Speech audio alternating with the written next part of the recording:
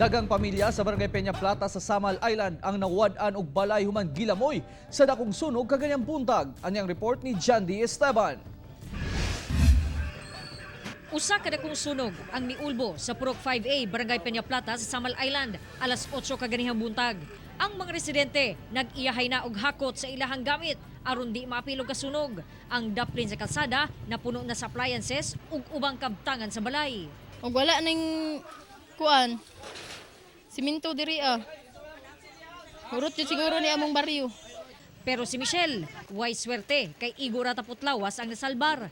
Pero mapasalamaton gihapon siya kay luwas ang iyang pamilya. Naghukad manggug ko tapos pagawas ako kay human ako hukad pero wa mi nakakaon. Pagawas na ko kay ning adto ko gawas kanaon ako paliton.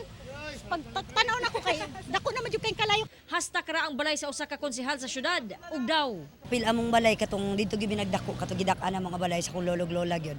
paspas daw mikanit ang kalayo, gumikan gama sa light materials ang kabalayan. Dungagan pa sa kusog nga hangin. Alas 10 na sa buntag, dihang napalong ang kalayo. Siya mang-ugdaw, samtang duha ang partially damaged.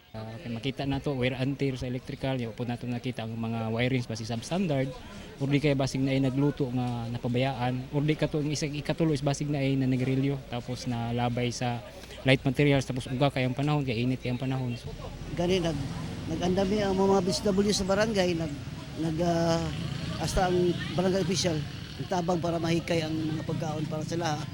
Unya na ay mga food assistance nga gihatag gikan sa SWD nato. Sa karon parayon pa ang investigasyon sa BFP sa Hitabo. Kauban si Mel Colmenares sa kamera. Ako si Jandy Esteban para sa One Mindanao.